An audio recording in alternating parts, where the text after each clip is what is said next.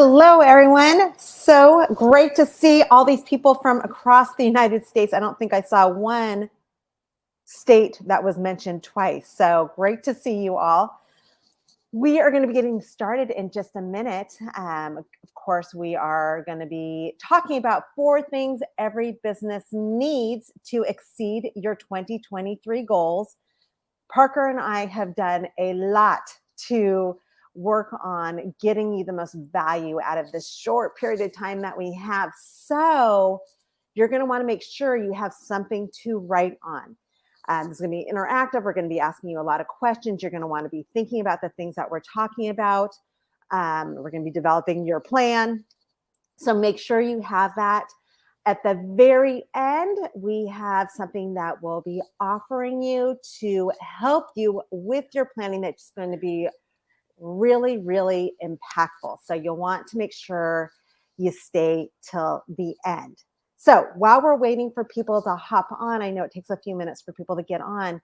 I want to kind of get a gauge on where you are in your business. So if you are new to business, maybe you're thinking of business, starting a business, and you're considering launching, but you haven't quite done it yet, in the chat, type in number 1. That means that you haven't quite launched yet, or you're just beginning. If you have been in business for 2 years or less, type in the number 2. And if you're more of a seasoned entrepreneur, you've been in business 3 years or more, type in the number 3. So thank you, Parker. 1 is pre-launch, 2 years, 3 is 3 years or more. So Diana, you're 2 years. I see 1, 3, 2, 3, 3, 3, 1, 3. Okay, cool. So we have people from all over, some seasoned, experienced people, and then those who are considering launching. So this is going to be a lot of fun. Let's go ahead and get started. 99% of businesses fall short of their yearly goals because they don't have a roadmap to follow. So if you think of really successful businesses, billion-dollar businesses, they all have some type of roadmap that makes running their business more predictable and easier. So we're going to be talking about that today. By the end of this webinar, you are going to have an idea for your roadmap. Because without a roadmap, you may feel like your business is left up to chance. And then what happens is you feel overwhelmed, which also leads to second guessing your abilities, thinking that maybe you aren't capable of doing certain things when truly you are. And then the worst thing, you waste a lot of time and money on things that don't work. Sporadic practices create sporadic results. What Parker and I have seen so often in businesses is that we want to get our clients in right now, right? We want to have revenue. So we start doing all these different things and it doesn't land well. We get spread too thin, where they aren't done correctly, and then we don't get the results that we want. So we want to start changing that starting today. So if you don't have a plan for your business, plan for your business to fail, just like we talked about. So what I want you to think about are 3 things. So you might want to take a screenshot of this, but do you have a plan to grow your business? Is it a step-by-step process? Every really successful business has sequences that they're following consistently so that they have more consistent results and that other people can apply them. So do you have a step-by-step process? And then number 3, what are your most impactful skills and traits for your business? We're going to be diving into that quite a bit today because that is the foundation to building a really strong business that moves so much quicker and helps you accelerate your results. And so we're going to be going into that. And that's the very beginning of your roadmap. And of course, revenue. Revenue is key. So do you have a predictable revenue system so that you know what you should be bringing in each month so that you're hitting your 12-month goal, your yearly goal? we're all here because we're getting prepared for 2023. And I just want to let you know, I am wearing my disco jacket because this is like a celebration because we're getting excited for 2023. So this was intentional. All right, let's get going. So if any of those questions that we just mentioned have you scratching your head like, I'm not sure, you need a roadmap. So before we get into that, let us tell you who we are and what we are about. So I'm Midori Verity. I have owned businesses for over 25 years. I have worked with hundreds of startups to Silicon Valley giants. And I also help entrepreneurs to create businesses that are aligned with what matters most to them. Parker, I'm going to let you introduce yourself. Yeah, thanks. Hi, everybody. I'm Parker Nash, and I'm a brand messaging and marketing strategist. And I spent over a decade working at Nike, where I got a front row seat to see how one of the greatest marketing and branding companies in the world goes about marketing, branding, creating product, and doing it in a way that turns their customers into raving fans. And so now I help mission-driven entrepreneurs and businesses attract more customers with clear messaging and marketing, using a lot of that experience I was able to gain and get from Nike, and also from just learning practices from other billion-dollar brands, is applying that to the clients and customers I work with now. So going back to what Midori was talking about, if you're looking at your last month of 2022, and you're going, geez, I'm not sure I'm going to hit that and exceed those goals I had for 2022. And I'm willing to bet it's because you didn't have a roadmap that took the guesswork out of growing your business. So that's what we're going to talk about today, is setting you up for success in 2023. And going back to what Midori said, is this is what billion-dollar brands, the Nikes of the world, the Apples, Googles, and then also just any successful business entrepreneur has, is they have a roadmap they follow so that they know each day, week, month, quarter, and year, what are the activities they need to be doing to set their business up for success, so they don't just hit their goals, but they exceed them. And so we can't go over all of these four stages today and all the steps within the stages, but we're going to hit on a few key ones, a few key steps within each stage. And so really, Midori's going to jump into stage one, which is about setting up a foundation for your business to create rapid growth. Because if you don't know what it is you're great at, what you love to do, and you don't have a clear path forward, it's going to be hard to build a business that really gives you joy and that you love to work in. So once you set the foundation, then the next three stages we're going to focus on are creating an effective marketing system to bring people to your brand so you can grow your business. And here's what happens when you develop a roadmap for your business. There's three things you're really going to see when you take the guesswork out of growing your business. First, you're going to build a business you love because you're focusing your time on things that have the greatest return and impact for your business, and they're the things you love to do. Two, attracting customers won't be and feel like random luck for your business. And then three, and finally, you're going to finally hit, and not just hit, but exceed your yearly business goals. So I'm going to kick it back to Midori, and she's going to talk about developing and discovering your zone of genius, laying that foundation for your business. Yeah, zone of genius is such a cool idea. So let me tell you what it is. Think of what you're really, really good at, that you're super talented at. Maybe it's things that you've picked up over the years, or you're just intrinsically, you're born with it. Equally as important is that you love that talent or that skill. So what are you really good at, and what do you love? That creates your zone of genius. And like Parker was mentioning, this is the foundation into what you want to weave into your plan, because then everything becomes so much easier. So let's dive in. So what you want to know about zone of genius is that so many entrepreneurs focus on doing things that they hate doing. No one wants to do that. And when you do that, it's going to cost you sales. It's going to lead to burnout. And also it will make you'll feel at the end of the day, you'll be like, oh my gosh, I worked all day, but what did I get done? That stinks. And so let me just go back for a second and give you a practical example of this. So I've been working with a woman named Dr. Lene Brumbaugh, and she is a professor at Washington University.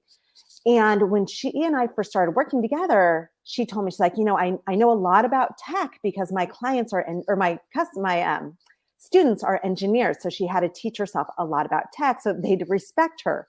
But when we dove into her zone of genius, we realized she didn't love doing tech. What she loved was teaching. She was a natural born teacher. She was so good at it. And also a networker and communicating. Those were her zone of geniuses. So once we wove that into her plan, like we're going to be talking about today, everything started blossoming. And she was able to cut back to only teaching 2 classes a year. And then also we noticed with her business, she exceeded her goals by 20%. So she went over and beyond what she had planned for the year. And she did that 4 months early. She's also set up for 2023 to go far beyond what she planned because she already got herself into the corporate market. And that's because we got her to focus in on her zone of genius. That's why this is so critical. So what you want to be shooting for is working from your zone of genius 80% of the time and delegating out as much as you can. This takes some time, but once you start getting into that area where you're working more from your zone of genius, you'll notice that your business grows so much faster. You get so much more done in less time, and you'll build a business that's in alignment with you. So that's why we talk about, what are you really good at? What do you love to do? So that's what happened with Dr. Lene. She shines in those areas. So once we were able to optimize those, her business started shining. So you are going to probably want to take a screenshot of this once I present these 3 questions, but I really want you to start thinking about these, and it will help you zone in on what your zone of genius is. So number 1, can you recall a time when you felt time was just flying by? Maybe you were writing. Maybe you were looking at spreadsheets, and for you, you love to look at numbers because you love the story that it tells. Think of those type of examples. Question number 2, is there something you do that people think is really hard, but you're like, gosh, it's so easy? I think of Parker. Parker can come up with taglines like nothing else. He comes up with emails and content that just flows out of his mouth. And for me, that's not my zone of genius. And then number 3, when's the last time you did work that took all day, but nothing was accomplished? Is there anything more frustrating than that? Okay, so once you know your zone of genius, the next step is to make a plan to market your business. And I'm going to have Parker take it over from here. Great. Thanks, Midori. Yeah, so exactly. Really, this is all about what Midori's talking about, is setting a foundation so that you're purposeful in building a business that you actually love to do. So once you have that foundation set, you know what you're great at and want to spend time doing that. Now we need to put effective system in place to get people to actually know about your business. And so that's really about creating an effective marketing system. So there's three major stages that we're going to talk about today. And we're going to hit on a couple within each one of these on this. So first and foremost, this is the starting point to all great marketing. A lot of brands and businesses, they want to, with their marketing, they want to jump to the cool new growth hack or marketing hack. They want to do Facebook ads or whatever it is, but it all starts with customer and message clarity. Who is the customer, your ideal customer you want to attract? And what are the words that you need to use to get them to pay attention in a noisy world? This is the stuff that the Nikes, those big billion-dollar brands we all know well, spend so much time right here, is identifying who their customers are and how do we talk to them in a way that gets them to pay attention. So that's all about creating customer and message clarity. And that's the problem that we're trying to avoid, which is most marketing is a bust because the customers, your businesses, are getting ignored because they haven't clearly identified a couple things. First, who is their ideal customer? When we come across businesses, we need to be able to see representations of ourselves in the businesses to see, oh, hey, they're trying, they help people like me. So to do that, you got to get clear on who your ideal customer is. Two, you need to really zone in and define, what do your customers actually want? And then the next thing we have to do is how to talk about our business in a way that doesn't confuse our customers. And this is something I see all the time, which is so many businesses confuse and lose their customers because they're using jargon, lingo, terms, and speaking in a way that only makes sense to their business. And they're not talking in a way that and about the things that their customers actually want to hear and know to get them to go, hey, boy, tell me more about what you all do. I think I need what you're doing. So that is really where a lot of marketing gets off the rails. And what we need to focus on first is customer and message clarity. So jumping into one of those pieces, the message clarity, here are 5 questions you can ask to help clarify your message. And please take a screenshot of these, because you're probably going to spend a little bit of time after this webinar thinking about how to answer these questions. So, and this is how you do it. When you answer these 5 questions, this will be what you use throughout all of your marketing collateral. It's what you're going to talk about on your website, in your social media posts, all this kind of stuff. So first thing we need to answer, and this is what our customers need to hear from us when they come across our businesses. First and foremost, what do your customers want as it relates to your product or service? And I want to make sure, a lot of times, a lot of business will be like, oh, they want this and this and this. That's what our customers want. No, we have to make sure it's the one big thing that our customers want. That's what's going to get remembered. If you give them too many things, they're going to forget it and not be able to remember, hey, what does this business do for me? So really simply and clearly answer, what do your customers want as it relates to your product or service? Second question that we need to talk about and answer is, what's keeping your customers from getting that big outcome that they want? This is what we're talking about here, is talking about the problem. And if you aren't talking about the problems your customers have as it relates to your business and product that you solve, they are not going to pay attention, because talking about problems is really in our DNA and hardwired into us, that we are constantly on the lookout for things that could harm us financially, economically, our business. Those are the kind of things that get us to really pay attention and go, oh, tell me more about this. I don't want that to happen to me.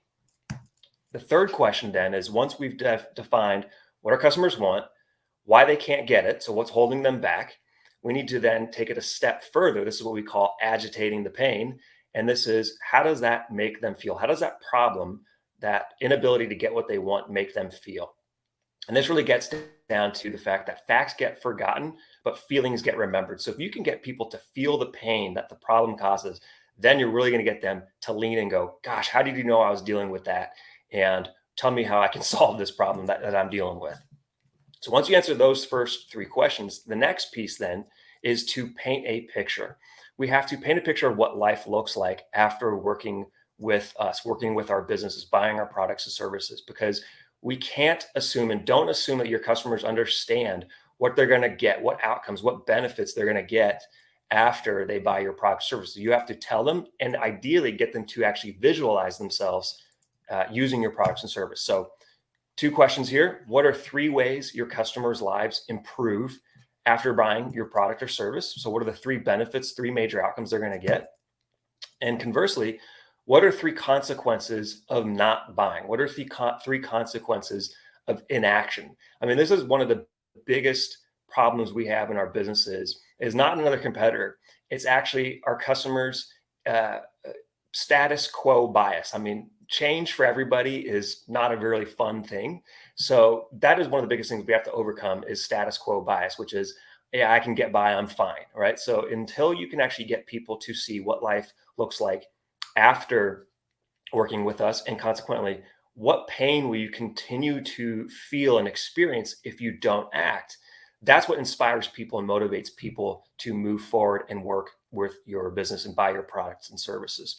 So these are the 5 questions we got to make sure we land and nail, because it's going to influence what we talk about and what are the words we use within all of our marketing collateral and efforts going forward. And so once you do that, this is where should your clear message show up? There's a couple of places where it has to be. First and foremost, it's going to be on your website. Second, it's going to be on it's going to be what you talk about in your social media posts. It can be in your presentations, your marketing and sales collateral and assets, and essentially anywhere your customers come in contact with your brand. And this is one of the keys to great marketing is consistency and repetition. If you're saying something different, you're talking about different things, and every time someone has a touch point with your brand, whether it's physically or digitally, you're losing a chance for them to remember you. So if you can't say the same thing over and over and over again, if you aren't saying the same things over and over again, they're not going to remember what it is you do and how you help and why they should be paying attention to what you can offer them. And this is really, if you think about great brands, they do this all the time. I mean, Nike has 3 words that most of us probably know because they've repeated it for several decades over and over. It's just do it. And then other brands, Geico is a great example of this. They've hit and said the same thing over and over again that I can't get it out of my mind, which is 15 minutes can save you 15% or more on car insurance. I mean, I'm sure we all know these taglines and slogans. And really, it's a microcosm of they know that to be remembered, we have to talk about the same things that our customers want over and over and over again until we can become remembered.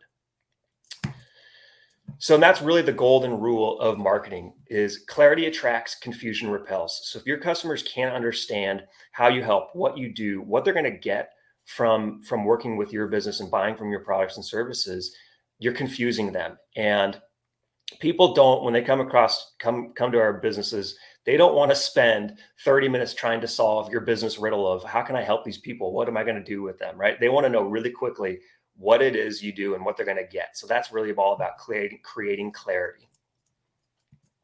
So once we've established customer message clarity, that's the foundation to your marketing. Now we need to create your key attraction assets, your key marketing assets. And I'm willing to bet, depending on, I know we had a good range of folks on the webinar today in terms of experience, you probably have some of these items already, which is fantastic. But working with a lot of clients in business, what I've seen is when they go to create their marketing assets, going back to our roadmap, they do it in a way that's not in the step-by-step logic order. They haven't figured out who do I want to attract? What are the words I need to use? Then that dictates what are the pieces of marketing collateral I need to create so that they end up creating a website. They do Facebook ads, they do other activities, and it's disjointed. It's not saying the same thing, and it doesn't feel like it's coming from the same brand.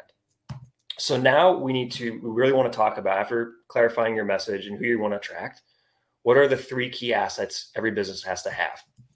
So first is an effective website. And really this is your billboard for your brand, whether you're B2B, B2C, or e-commerce. You got to make sure that you're making a great first impression and you're answering those 5 questions when someone comes to those clarifying questions when someone comes to your website. The second thing we need to do is have a lead magnet that captures leads for our business because, depending on the type of business, and most of us, 90% of customers or visitors that come to us are not going to buy from us on first impulse. They're going to need to learn more and they need to do some research. So unless you give them something to exchange for their customer information, they're going to leave your business, they're going to leave your website, and they're going to forget about you and they're going to go on about their day. So a lead magnet is a highly valuable piece of content. It can be, depending on your business you're in, it can be a free trial, a discount code. If you're more of like a service-based business, it can be a PDF downloadable, a video series, or an email series that captures their information so that you can educate, inform, and build a relationship with your customers, with your leads. And the whole goal there is to give them so much value that, boy, they feel like, man, these guys have given me so much value. They're helping me out so much. I haven't even bought anything from them, that they trust you. But that also creates reciprocity and is going to make them want to actually do business with you there. The third thing that we want to have after we've created the website, the lead magnet, is creating an email nurture and sales campaign that onboards and closes leads. And what's so great about this is when you have those pieces in place, that actually allows you to sell when your customers are ready to be sold, when they're ready to buy. That's what creating an effective email nurture and sales campaign can do for your business. So let's jump in real quick here and do a quick marketing gut check. And I want you to think about your website and think about a couple questions here as it relates to your business.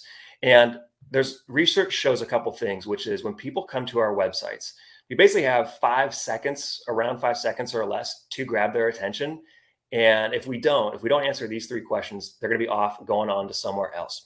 So think about your website or a main piece of marketing collateral you use to attract customers. Can you answer these questions simply and clearly?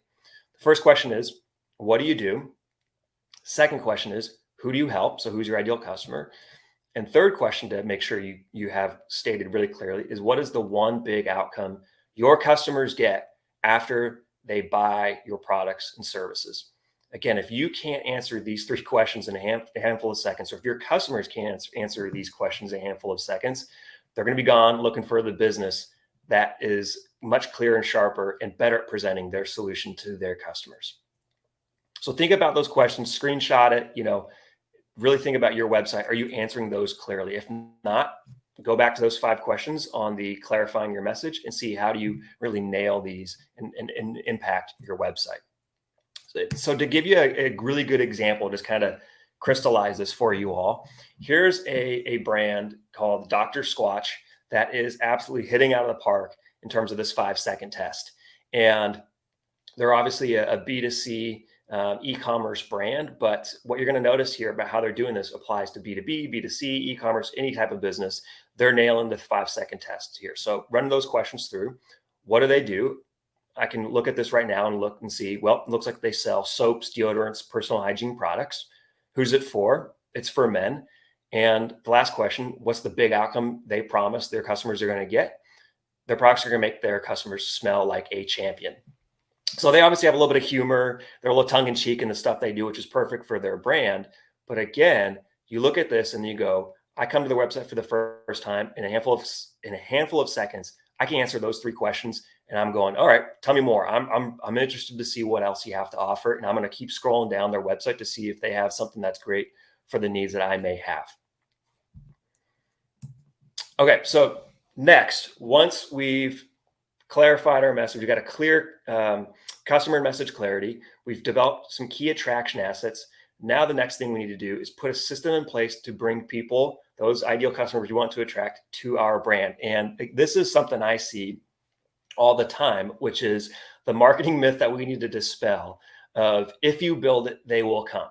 Meaning if you have the coolest branding, logo, the coolest looking website, or the best product in the world, people will just instinctively know about it and they'll come to your brand. And that's the myth that I want us all to dispel today, and a myth that we need to make sure we all know and understand, which is if you build it, your customers will not come. You have to give them a clear reason to engage, to show up, to learn more about your business. And that's where you need to develop an attraction system to put those assets you've created out into the world to engage with customers. So a couple things we want to talk about here in the attraction system is this is where I call the 3 Bs of an attraction system. And those 3 Bs, what I call build, borrow, and buy. And what that means is, for building, that is, what content are you going to create that helps inform, educate, nurture, build trust, let people know about the problems you solve and why they should be paying attention to your brand, why they should be buying products or services from your brand. So that's the content you put out there. It can be blogging, it could be social media, it could be podcasting, whatever it is, it's figuring out that content that makes most sense to get people to come into your brand. The second thing is what I call borrowing. That's partnerships and collaborations you can develop. And the third is buying, your marketing spend. And I see a lot of entrepreneurs and businesses want to jump to buying. Facebook ads, traditional advertising, YouTube ads, all these kinds of things, right? And that's fantastic. It's great. But if you haven't done the work of nailing down your customer message clarity, your key assets, it's spending money on ads are going to be one of the fastest ways to burn a bunch of cash. And so this should be a last step that you look at. And I want to also highlight an overlooked step, which is number 2, the borrowing, that partnerships and collaborations. Great brands do this all the time. I mean, Nikes of the world, Apples, these guys do this all the time. And it may be something it doesn't get as much limelight because people won't talk about how much money these companies are spending on their brand campaigns.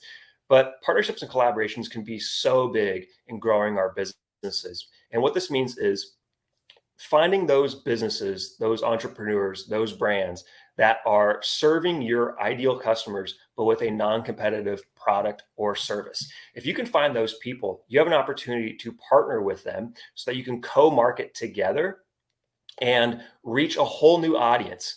Because the point of doing this is it's going to be a triple win. It's going to be a win for your partner. It's going to be a win for your customer because they get additional services and products that help them out, and it's going to be a win for your business. And because when you find those brands that have already done the hard work of building trust, loyalty, they have a great following, customers, and they say, hey, you should pay attention to this other business or entrepreneur, they're transferring all that loyalty and trust that they've built over to you. And that really helps build down or bring down that barrier of skepticism people have. So I really want you to think about, are there partners and collaborators I can work with to grow my business?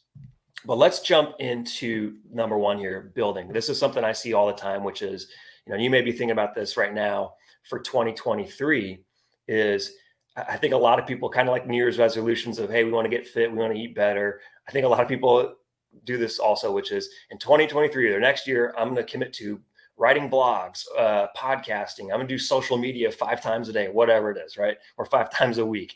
And what happens is they try for a week or so, they do one post, took forever, it's really hard, and they don't continue.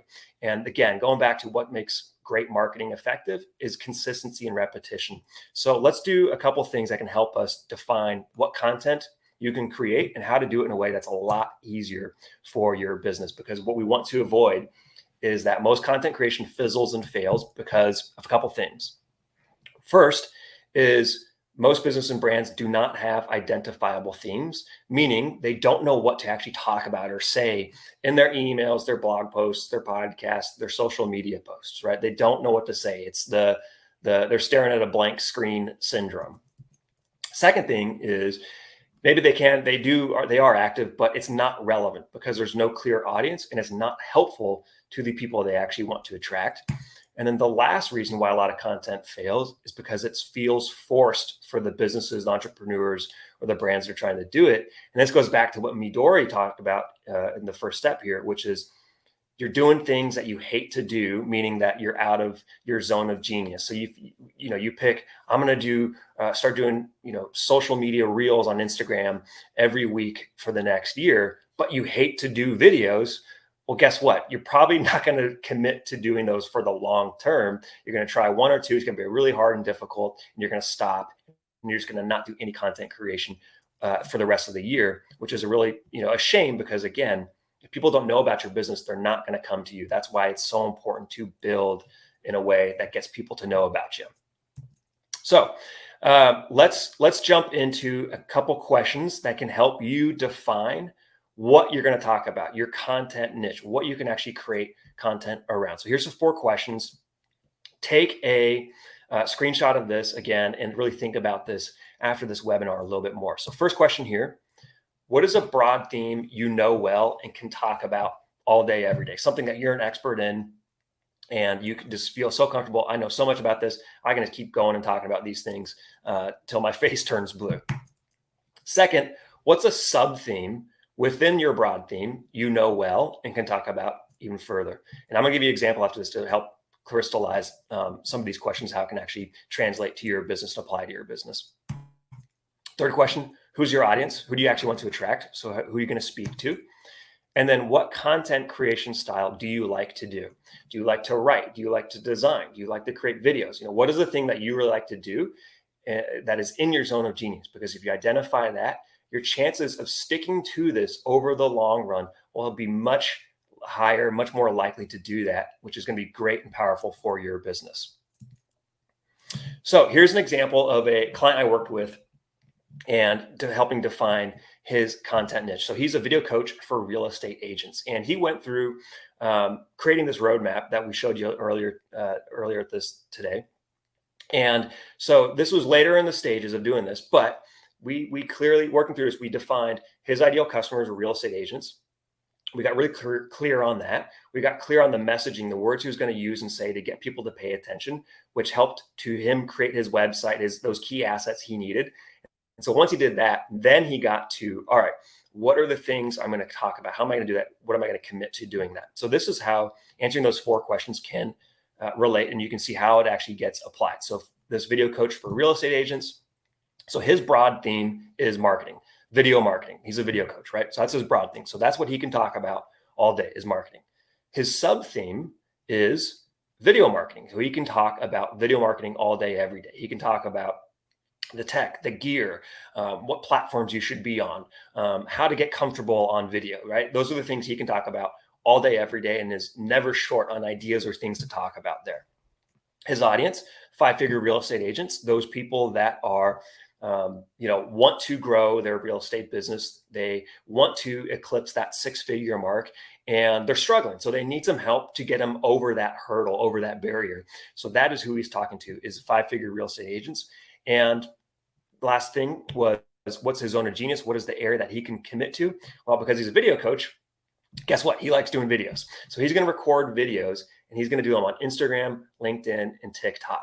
And so by doing this and defining all these items, now he has a clear plan. And because of that, the client went through this, he started creating more relevant content that actually engaged people that he wanted to get to pay attention. Because of that, he's getting new partnerships. He's getting leads. People are DMing him because they're going, how do you know I was talking about and thinking about this? And he's getting new leads and clients because of that. So that's how defining your content niche can come together for a business, an example there. And then, so next, going in here. So again, knowing this is all fantastic, but that still leads us with, okay, what am I going to talk about? What are some things that I can talk about as it relates to my theme, my sub theme, and the audience that I want to attract? So here's 3 questions that if you answer these 3 questions, you're going to have 9 pieces, 9 ideas, 9 pieces of content that you can immediately go and create just like that. So first question is, what are 3 questions your customers have as it relates to those topics you identified, those themes, for example, the video marketing? What are 3 questions customers have as it relates to that theme? Another way to ask that, what are 3 problems your customers have as it relates to those topics? Or last question, what are 3 things most people think, what is common knowledge, commonly accepted knowledge, but is actually wrong? This is what we call a paradigm shift, and a contrarian point of view is, hey, everybody's doing it this way. This is why it's wrong. You should actually be doing it this way. That is really attractive, and psychologically, people just, that kind of stuff stands out to us. So think about these 3 questions, take some notes down. And again, if you can answer these 3 questions with the 3 prompts for each one, you'll have 9 ideas of things to talk about within social media posts or blog posts or podcasts or whatever it is, that piece of content you create and commit to. Okay, so that is, again, hit on the build, borrow, buy. Now we've learned a little bit about creating that attraction system so we can put it out there to get people to come to our brand. So now we've talked about the foundation with Midori and then creating an effective marketing system. Let's put it all together, and I'm going to kick it back to Midori on this. We have great ideas going around in the chat, so it's kind of fun to see this. Okay, so let's reiterate what we have covered and how it should impact your business. So remember the roadmap. You want to make sure everything is a step-by-step process. Start with the foundation. I know Carolina mentioned something in the beginning. You have to start with your zone of genius, and then it weaves into everything else. When you do that, your business is going to flow. You're going to see your revenue increase so much faster.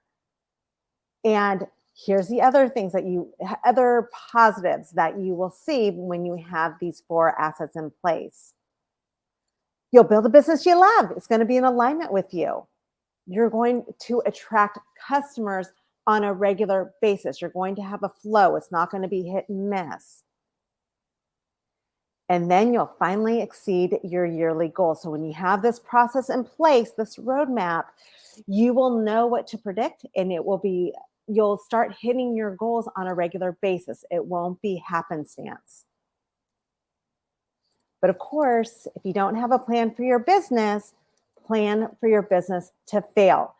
Parker and I have been doing this for a long time. Like I said, I've owned businesses for 25 years. I know how much it hurts to not succeed. And so that's why we're so passionate about it and why we are offering. I told you in the beginning, we're going to have an offer for you, and we've thought a lot about this, and we want to create the most impact. So for the next 48 hours only, you can choose to either work with Parker or me. You get a free 30-minute session with us.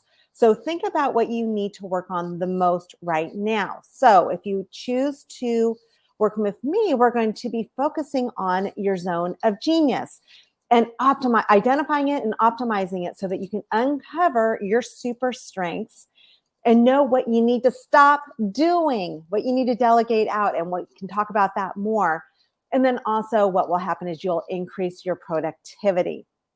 With Parker, he is a genius at looking at a website and determining what needs to change or be tweaked or what colors need to be changed.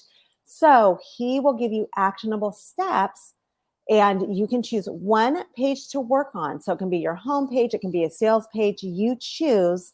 And then he will help you fix it. He will help you increase conversions and boost your revenue. So all you have to do is go to fuel2fire.co/webinar. I know some of you couldn't see our full screen, so thank you, Parker. Both of us just put it in there. And then also the other thing is, if you take really quick action and you are one of the first 10 people to book a call, we will extend it so that you can work with both of us. So you will get both the website review and the Zone of Genius optimizing call. But that is only for the first 10 people. So make sure you go there right now and get that taken care of. We still have a few more minutes for questions. So if people want to put in their questions, go ahead and do that. And Parker, is there anything that you want to add? No, nothing major to add. I just want to make sure too. I mean, people understand that the 48 hours is the opening to schedule those calls with us. Will be open for the next 48 hours to get on our calendars for that. So definitely take advantage of that for y'all. Yeah, this is not something that we normally offer. I usually charge $500 an hour to work with me. I think, Parker, you're right along that same window. So that's why we have it so tight a window. So for those of you who will gain value from this, we want to offer that for you. I hope that this was helpful. We talked about a number of things in the chat as far as influencers and all kinds of other things, but I'm hoping that your plan is more solidified. Any website builder suggestion for starting? I mean, it's actually funny, Raul. I was talking with a client about this.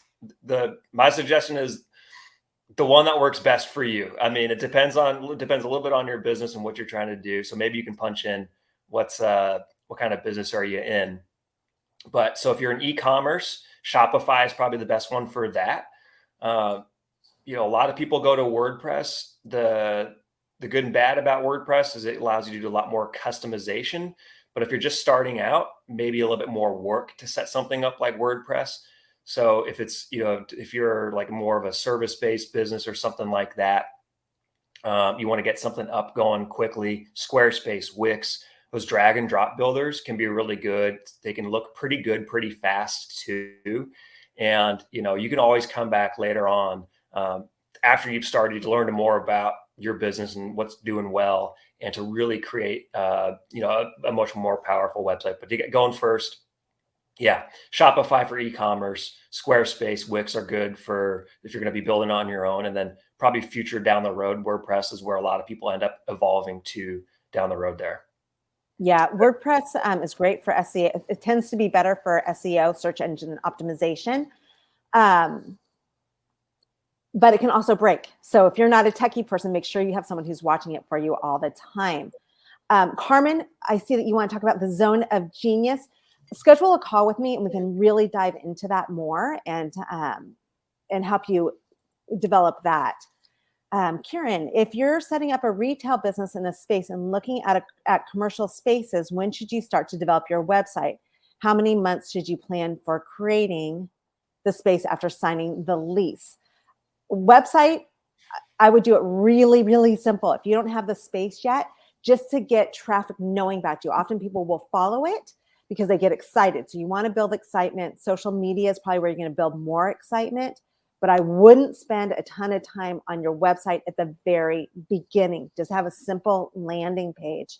Parker, you want to add anything to that? Yeah, I agree. And then I guess Kieran, for you, question I would have is, are you going to, is it going to be an e-commerce website for your retail business? Like, and how many products you eventually going to have, like something to consider about too. But let's say you do have lots of products you're selling and stuff, developing that e-commerce site can take some time, but going back to Midori's point, retail business, get that at least a landing page up so people know about what you're creating and what you're coming, and you can always build on, attack those other pieces later on. But yeah, get one going up just to let at least people know that you exist while you're working on your commercial space. Yeah. And then just because we've been talking about influencers in the side chat, that is a really good area for you to look into as well, especially if you're building a retail space. Who can you partner with?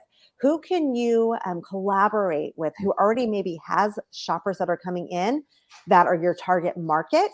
And think of a way that you can play together.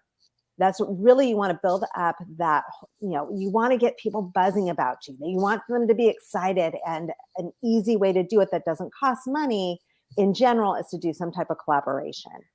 Yeah, I saw that I think Juan was talking about that in terms of, I think I'm getting this right, the influencer marketing, and saying it's one of their best channels. And to that point, it's because those people, those influencers have already done the hard work of putting out stuff that people trust. And they built that following because they're saying stuff and creating things that people are getting value out of. And so when you find those people that are aligned with the same kind of customers you want to attract, you can partner with them. They go, hey, check these guys out. They're extending that trust to you. And it, again, helps lower that barrier of entry and skepticism. So, it's the same thing as the old school word of mouth referral. Hey, go check these people out. We're just taking it to a new age here.